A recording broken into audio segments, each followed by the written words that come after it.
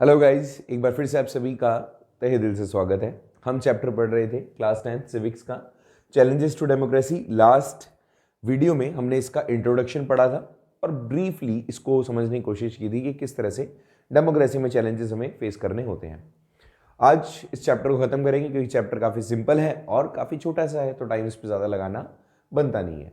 हमने क्या पढ़ा था कि डेमोक्रेसी क्या होती है, डेमोक्रेसी के सामने किस तरह के चैलेंजेस आते हैं, जिसमें सबसे पहला चैलेंज था फाउंडेशन चैलेंज, दूसरा चैलेंज था एक्सपेंशन का चैलेंज और तीसरा चैलेंज था कि किस तरह से डेमोक्रेसी को आप डीपनिंग या और थोड़ा डेप्थ या स्ट्रेंथ दे सकते हो। These three challenges we have already discuss in part 1। और हमने क्या पढ़ा था, जब आप पॉलिटिकल रिफॉर्मेशंस की बात करते हो तो किन किन चीज़ों के ऊपर बात करते हो? Laws, legal practices, democratic reforms in political parties and किस तरह से प्रपोजल आने चाहिए, वो सारी चीज़ें।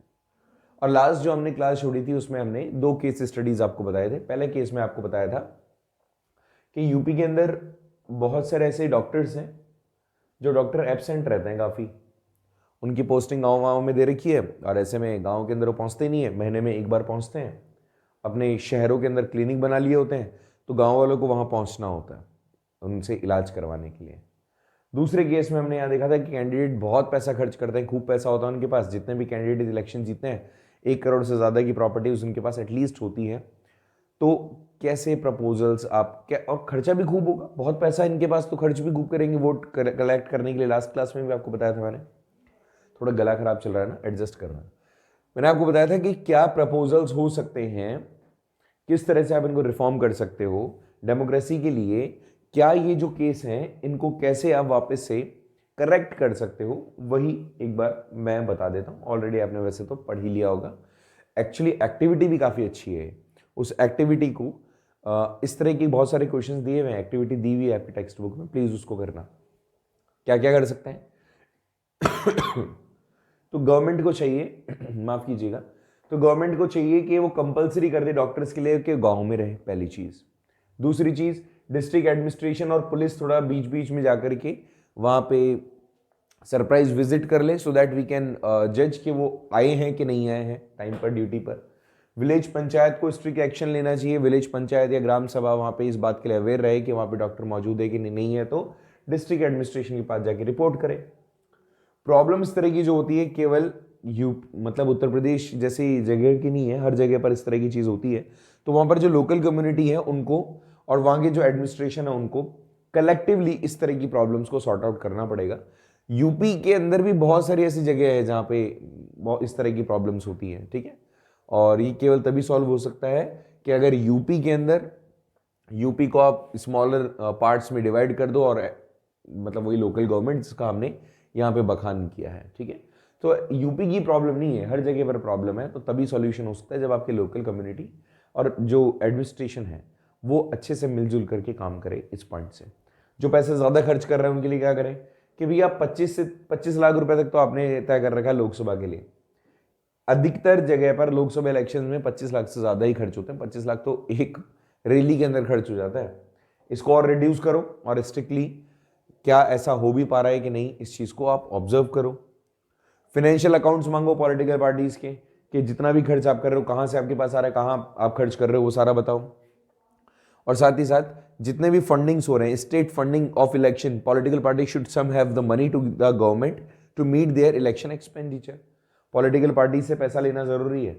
इलेक्शन के अंदर जितना भी पैसा लगता है वो सरकार का लगता है जेब से अपनी, तो पॉलिटिकल पार्टी से लेना चाहिए पैसा, कुछ एक हिस्सा, जिससे कि अपने खर्चे एटलीस्ट पूरे कर सके। तो ये डोनेशन वाला बताया। एक्चुअली यहाँ पे डोनेशन के नाम पे बहुत बहुत बार ऐसा होता है कि वाइट मनी कर दी जाती है ब्लैक मनी, ठीक है। ब्लैक मनी को व्हाइट मनी में कन्वर्ट कर दिया जाता है। इट्स क्वाइट ईजी मेथड कि आप डोनेट कर दो किसी पॉलिटिकल पार्टी को, और वो डोनेशन वो डोनेशन जो होता है फिर वो क्या करती हैं, ब्लैक मनी को डोनेट कर देते हो आप और कुछ हिस्सा उनके डोनेशन के बाद में वापस आप ले लेते हो। ऐसा बहुत होता है, ठीक है।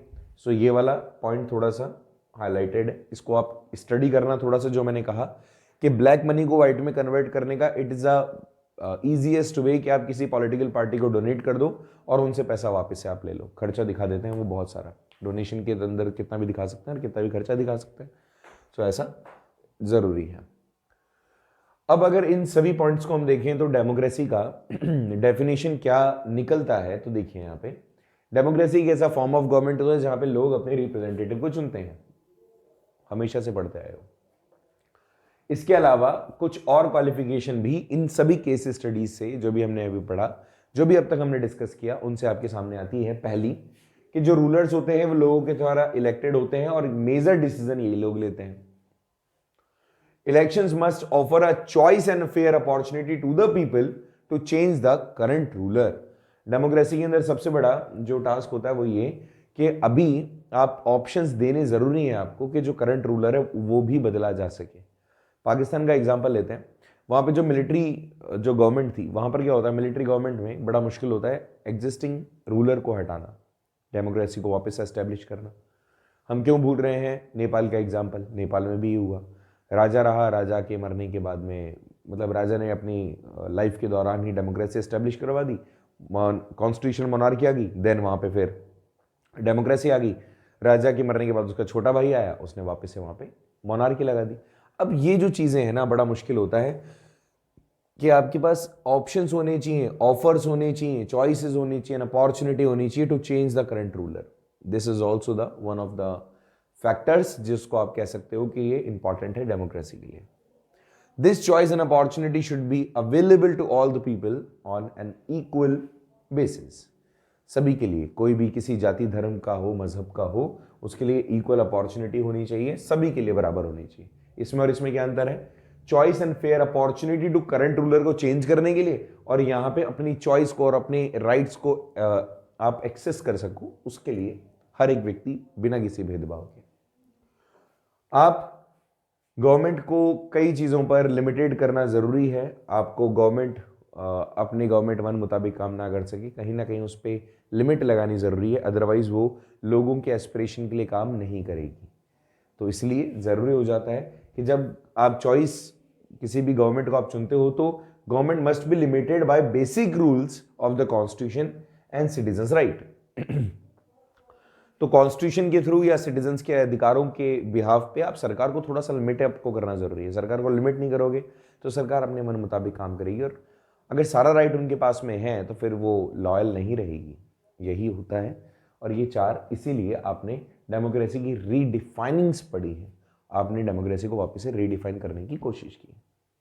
पहला क्या है, करंट रूलर को हटाना, दूसरा क्या है, क्लियर अपॉर्चुनिटी रखना, तीसरा क्या है, बिना भेदभाव के पार्टिसिपेट करना, और चौथा क्या है, गवर्नमेंट को लिमिटेड करना। ठीक है, चलिए आ जाइए नेक्स्ट पॉइंट पे बात करते हैं। ऐसी बहुत सिंपल सिंपल पॉइंट्स हैं।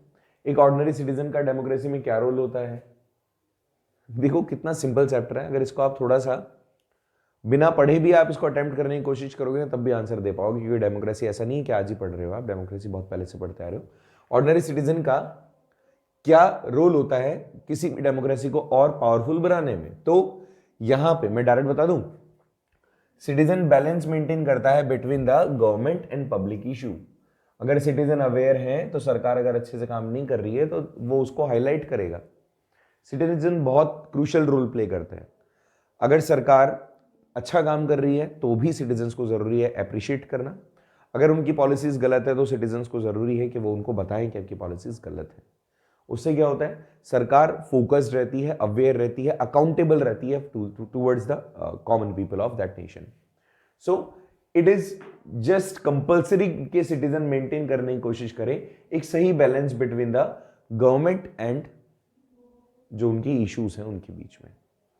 नेक्स्ट, यहां पे हमारी सबकी सोशल रेस्पॉन्सिबिलिटी होती है कि वो डिसिप्लिन मैनर में और रेस्पॉन्सिबल मैनर में काम करें। आप किसी को भी डेमोक्रेसी के अंदर चांस दे दोगे, अपने वोट को बेच दोगे और किसी भी व्यक्ति को चुन लोगे, तो ऐसे में कभी भी पहली चीज़ तो वो लॉयल नहीं रहेंगे आपके लिए, और दूसरी चीज़ आपकी गलती के कारण जो एक्चुअल में आपकी प्रॉब्लम्स हैं, जो आपकी इश्यूज हैं, वो कभी भी सॉल्व नहीं हो पाएंगे।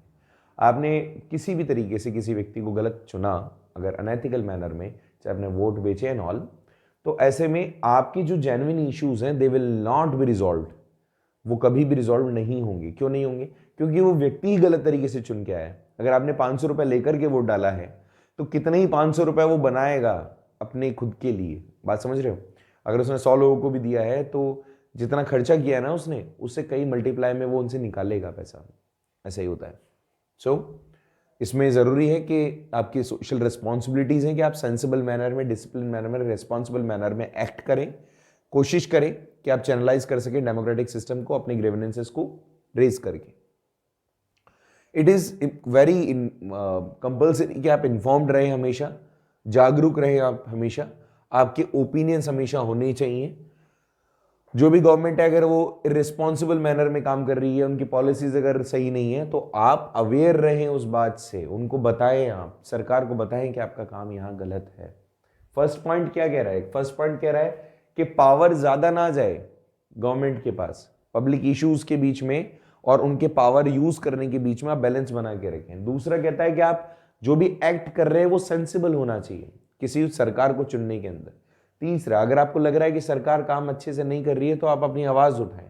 और चौथा कहता है कि आपकी रिस्पॉन्सिबिलिटी है कि आप सोशल रिफॉर्मेशन को रेगुलरेट करें, जो अनसोशल एलिमेंट्स हैं उनको चेकआउट करें, आप उनको देखें कि सही है कि नहीं, उनको बाहर निकालने की कोशिश करें। So socially responsible citizens also can help to regulations of social reforms and can put a check on rash and unsocial conducts. ठीक है, तो अगर कुछ ऐसा होता है तो आपको फिर उसको एक्सेप्ट नहीं करना चाहिए, सरकार की कोई भी पॉलिसी आपको एक्सेप्ट नहीं करनी चाहिए if you think that is not ethical. ठीक है, नेक्स्ट, डेमोक्रेसी की पावर के लिए जरूरी है कि आप जो जितने भी सिटीजन हैं they must be mind proof, healthy mind वाले होने चाहिए, माइंड पावर वाले होने चाहिए, और उनका इंटरेक्शन होना चाहिए, वो अप्रोच कर सकते हो किस तरह से कोई भी प्रॉब्लम जो उनके सामने आ रही है उन सबको कैसे वो सॉल्व कर सकते हैं, क्या वो तरीके हो सकते हैं। इंटरेक्शन जरूरी है, मतलब वो एक्टिव पार्टिसिपेशन को शॉर्ट में अगर समझें तो हम कह सकते हैं एक्टिव पार्टिसिपेशन। और एक्टिव पार्टिसिपेशन के लिए जरूरी है that everybody should have the equal opportunity to take part. अब वो फ्री एंड फेयर इलेक्शंस के थ्रू भी बोल सकते हो, फ्री एंड फेयर अपॉर्चुनिटी भी बोल सकते हो। अगर आप पार्ट ले पा रहे हो अगर आप हिस्सा ले पा रहे हो डिसीजन मेकिंग में, अगर कॉमन पीपल का उसमें फेथ है, कॉमन पीपल उसमें बिलोंग कर सकता है, तो इट इज़ कंपल्सरी कि ऐसा होना चाहिए। और ऐसा होता है अगर, तो चीज़ें सॉर्ट आउट हो सकती है। जल्दी से एक बार इसको वापस देखते हैं क्या क्या चीज़ें हैं। ऑर्डिनरी सिटीजन क्या कर सकता है? यहाँ पे ऑर्डिनरी सिटीजन के लिए ज़रूरी है कि वो पब्लिक इश्यूज एंड गवर्नमेंट के बीच में बैलेंस बनाए। ज़रूरी है वो सेंसिबल तरीके से काम करे। ज़रूरी है कि वो जो भी जितने भी ग्रीवेंसेज हैं, जो भी पॉलिसीज बना रही गवर्नमेंट, इफ वो सही नहीं है तो उसको रेज करे, उसके अगेंस्ट इश्यूज। सोशल रिस्पॉन्सिबिलिटी आपकी होती है कि चेक करे बार बार कि गवर्नमेंट अकाउंटेबल है कि नहीं है, रिस्पॉन्सिबल है कि नहीं है, काम अच्छे से हो रहा है कि नहीं हो रहा। साथ ही साथ आप सभी को इक्वल अपॉर्चुनिटी दो, इक्वल राइट्स दो, इक्वल मानो, सो दैट इक्वालिटी बढ़े, और इक्वालिटी बढ़ने से उनका पार्टिसिपेशन बढ़े। Active participation would be the short of this point. Okay, the next thing is, जब हम बात करते हैं कि मेजर चैलेंजेस इंडिया के अंदर डेमोक्रेसी को क्या फेस करने होते हैं, इंडिया जैसे देश में, अभी तक हमने पढ़ा था सिमिलर सा था। फर्स्ट पॉइंट इसमें भी आप देख रहे हो कि एक्सपेंशन दिख रहा है आपको, वहां पर भी कुछ ऐसा ही था जब हमने बेसिक चैलेंजेस को देखा था।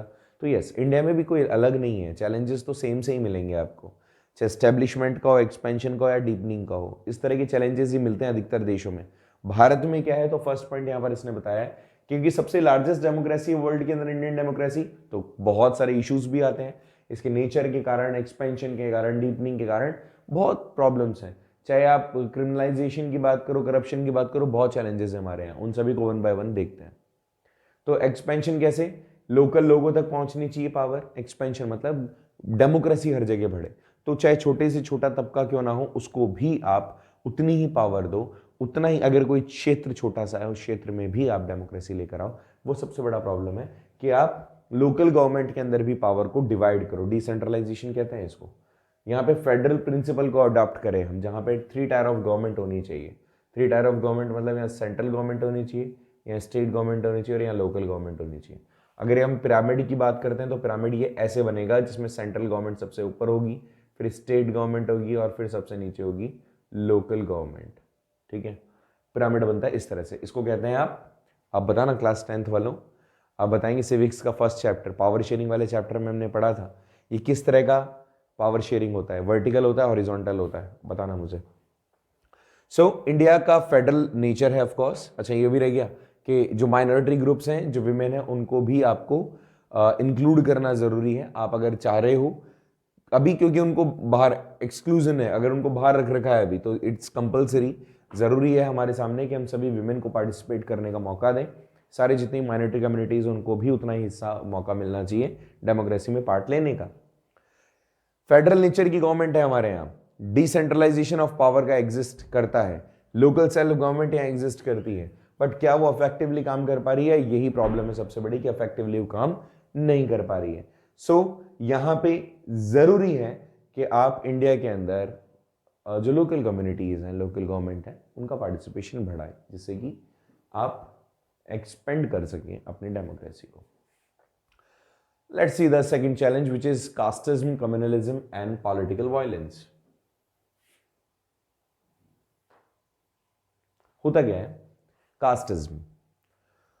देखो भाई, हमारे यहाँ रिलीजियस मैनर में तो बहुत बहुत ज़्यादा इश्यूज हैं ना रिलीजन के बेसिस पे। कास्टिज्म में क्या होता है? कास्ट वाइज हम डिस्क्रिमिनेशन करना शुरू करते हैं, जहाँ पे अगर कैंडिडेट ए और बी अगर खड़ा हुआ है, तो अगर, क्योंकि जानते दोनों को ही नहीं है, तो कैंडिडेट ए को अगर वोट डालना है हमें, तो कैंडिडेट ए को हम वोट इसलिए डाल रहे हैं बिकॉज या तो हमारी कास्ट से बिलोंग करता है या उससे हम इन्फ्लुएंस्ड है कहीं ना कहीं। तो चाहे कास्टिज्म हो या फिर आपकी कम्युनलिज्म हो, ये दोनों एक ही तरीके से। कम्युनलिज्म मतलब डिपेंड्स कि आप किस कम्युनिटी से बिलोंग कर रहे हो। तो कम्युनिटी बन सकती है अलग अलग, आपकी कंपोजिशंस हो सकते हैं, आपकी लैंग्वेज के बिहाफ पे बन सकता है, आपकी रिलीजन के बिहाफ पे भी बन सकता है, कास्ट के बिहाफ पर भी बन सकता है, प्रोफेशन के बिहाफ पे भी कम्युनिटी बन सकती है। तो यही वो चीज़ें हैं।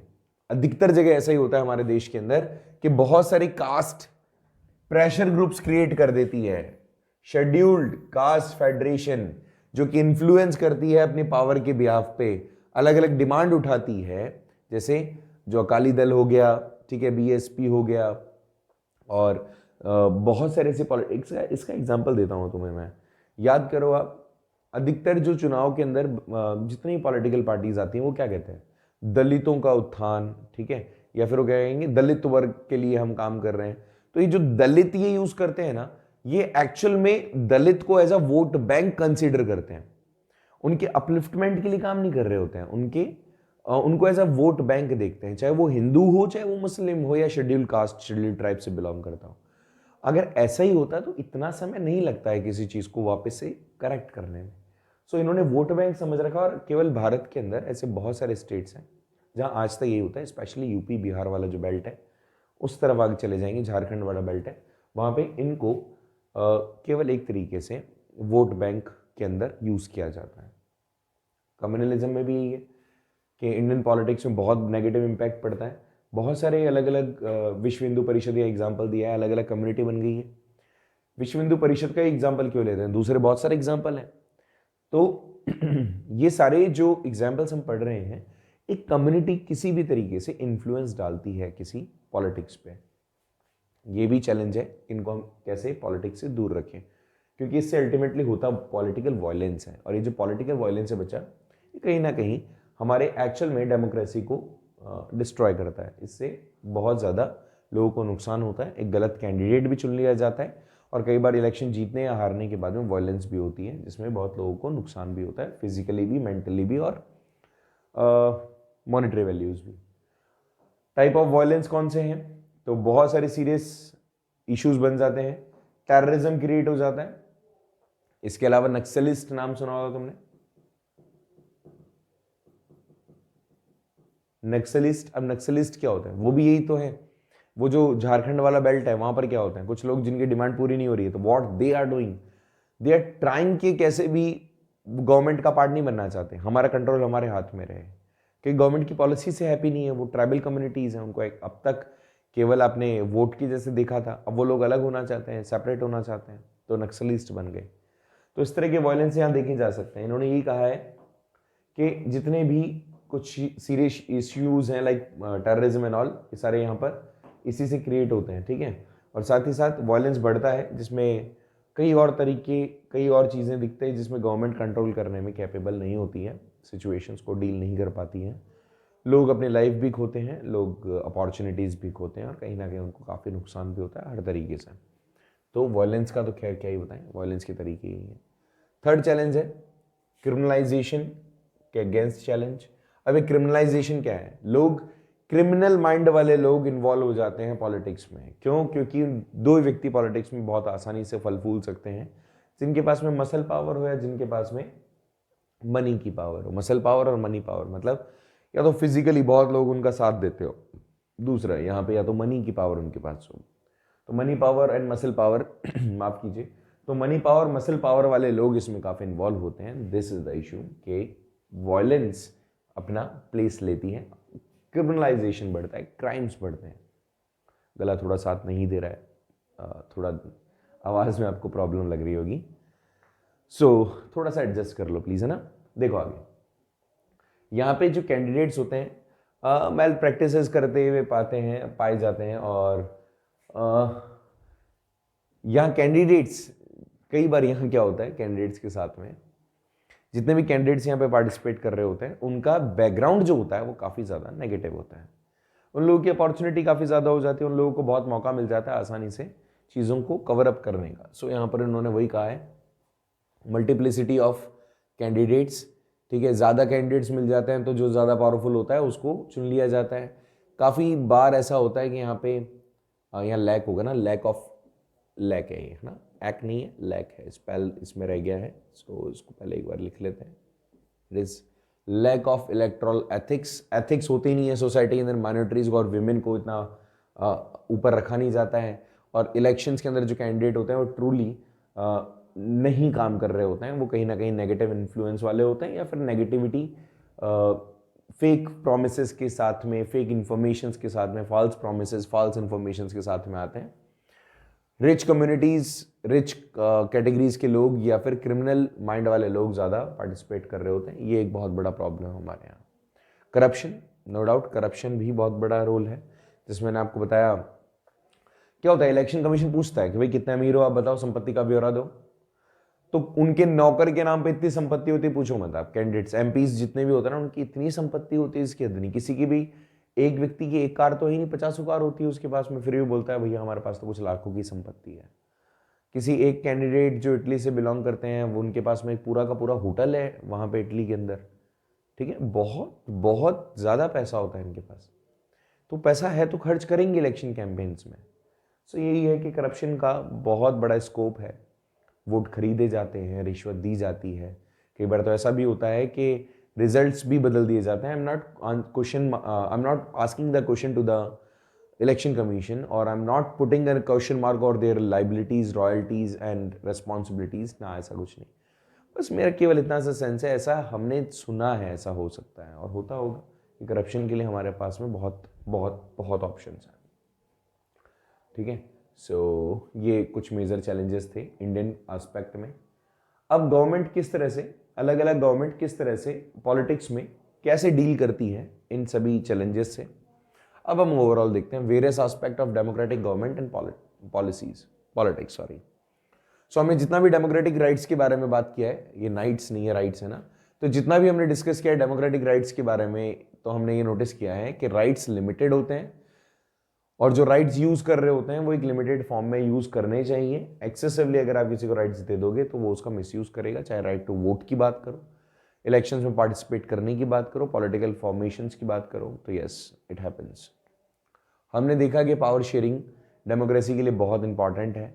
हमने ये भी पढ़ा कि पावर शेयरिंग गवर्नमेंट के बीच में, सोशल ग्रुप्स के बीच में बहुत जरूरी है। याद करो चैप्टर नंबर 1 पावर शेयरिंग वाले चैप्टर में इसके बारे में पूरा का पूरा टॉपिक दिया हुआ है, लास्ट टॉपिक, ठीक है, कि पावर शेयर होना चाहिए। पावर शेयरिंग इंपॉर्टेंट क्यों है, वही टॉपिक है, पावर शेयरिंग इंपॉर्टेंट क्यों है। नहीं देखा तो चैप्टर देखो फर्स्ट अपनी प्लेलिस्ट खोल करके, ठीक है। Third, we saw how democracy can not be brute rule of majority and how to respect for the minority voice is necessary for democracy. जरूरी है कि अब डेमोक्रेसी में एक मेजॉरिटी के रूल को ही सबसे सर्वोपरि ना माने, माइनॉरिटी को भी जरूरत है, उनको आगे बढ़ने का मौका दिया जाए। डेमोक्रेसी में इसकी नीड होगी। हमने ये भी डिस्कस किया है कि आप गवर्नमेंट और इसकी एक्टिविटीज से काफ़ी हटकर के डेमोक्रेसी को देखते हो। डेमोक्रेसी केवल ये नहीं है कि आपने सरकार को चुन लिया और आपका काम खत्म हो गया, नहीं। डेमोक्रेसी यह है कि उसमें आपका एक्टिव पार्टिसिपेशन होना चाहिए। अगर सरकार काम नहीं कर रही है तो आप उसको बताएं, हमने पढ़ा। सो क्या एस्पेक्ट है डेमोक्रेसी के, राइट्स मिलने चाहिए, लिमिटेड मिलने चाहिए, जो राइट मिले हुए हैं उसका सही यूज होना चाहिए। नेक्स्ट, पावर शेयरिंग सही तरीके से हो जिससे कि सही अच्छे से काम हो सके सारे। ज़रूरी है मेजोरिटी की बात को हमेशा ना सुना जाए, मेजोरिटी की बात भी सुनी जाए तो माइनॉरिटी की बात को अनदेखा भी ना किया जाए, ये भी ज़रूरी है। साथ ही साथ केवल गवर्नमेंट और एक्टिविटीज़ गवर्नमेंट की करना ही डेमोक्रेसी नहीं होती, बहुत और भी डेमोक्रेसी के एस्पेक्ट्स होते हैं। एक छोटा सा टॉपिक है जो आपकी बुक के अंदर आपको डायरेक्ट नहीं मिलेगा, यहाँ पर हम पढ़ रहे हैं उसको। यहाँ पर अलग अलग काइंड ऑफ नेशंस का नाम दिया है जिनको, जो डेमोक्रेटिक कंट्रीज हैं और जिनको फेस करना पड़ता है कुछ अपने चैलेंजेस। वो कौन कौन चैलेंजेस, जैसे पोलैंड में, तो पोलैंड के अंदर आपको चैलेंज फेस करना पड़ता है, that is foundation challenge. Poland के अंदर डेमोक्रेसी को फाउंड करना एक बड़ा चैलेंज उनको लगा। घाना के अंदर एक्सपेंशन, चैलेंज ऑफ एक्सपेंशन, घाना के अंदर एक्सपेंशन का चैलेंज। म्यांमार में क्या मिला, म्यांमार में भी आपको डेमोक्रेसी की डीपनिंग, ठीक है, deepening of the democracy Myanmar में आपको देखने को मिली। जितने भी इंटरनेशनल ऑर्गेनाइजेशंस होते हैं तो वहाँ पे लगभग जो अथॉरिटीज़ होती है, अथॉरिटेरियन सोसाइटीज़ जो हैं, वहाँ पे डीपनिंग ऑफ डेमोक्रेसी का कमी होता है। जिनके पास में अथॉरिटीज़ होती हैं और उन्हें पावर को मिसयूज़ कर रही होती हैं। मैक्सिको का तो एग्जाम्पल हमने देखा था, वहाँ पर भी डीपनिंग ऑफ डेमोक्रेसी है। मैक्सिको में क्या ज़बरदस्ती इलेक्शंस में वोट खरीदे जाते हैं, तो deepening of the democracy. China में डेमोक्रेसी का एक्सपेंशन, एक ही पॉलिटिकल पार्टी है, अपॉर्चुनिटी नहीं लोगों के पास में, तो चाइना के अंदर एक्सपेंशन ऑफ डेमोक्रेसी। पाकिस्तान के अंदर क्या है, मसल पावर यूज़ की जाती है, तो उसको क्या कहते हैं, इसको ये कह सकते हैं आप deepening of the democracy, correct, कि मसल पावर यूज़ करके वहाँ जीत जाते हैं, ठीक है, मिलिट्री आ जाती है कभी, फिर डेमोक्रेसी आ जाती है। इराक में, इराक के अंदर फाउंडेशन चैलेंज, डेमोक्रेसी लाओ, डेमोक्रेसी वहाँ पे फाउंड करो। नेक्स्ट, साउथ अफ्रीका में deepening of the democracy. US के अंदर भी डेमोक्रेसी का एक्सपेंशन। सऊदी अरेबिया में डीपनिंग ऑफ डेमोक्रेसी। यूगोस्लाविया में एक्सपेंशन ऑफ डेमोक्रेसी। बेल्जियम में डीपनिंग ऑफ डेमोक्रेसी। श्रीलंका में एक्सपेंशन ऑफ डेमोक्रेसी। यूएस के अंदर सिविल राइट्स मूवमेंट जब हुए तो वहां पर भी हमें यही पता चला कि डीपनिंग ऑफ डेमोक्रेसी की कमी है। आयरलैंड के अंदर बात करें तो एक्सपेंशन ऑफ डेमोक्रेसी। ये सारे जो टॉपिक्स हैं, मतलब ये आप लोगों को मैं पीडीएफ दे दूंगा अगर आप मैं से कोई मांगता है तो आपको ये सारी चीज़ें पढ़नी है, बहुत ज़रूरी है। आपसे क्वेश्चन पूछा जा सकता है कि पोलैंड की सिचुएशन को देखते हुए आप सजेस्ट करो कि क्या सॉल्यूशंस हो सकते हैं, तो आपको पता चलना चाहिए कि डेमोक्रेसी के साथ चैलेंज क्या है वहाँ पे। आगे देखो, नेपाल में फाउंडेशन चैलेंज, बड़ा मुश्किल था फाउंड करना, लेकिन अब हो गया है ना।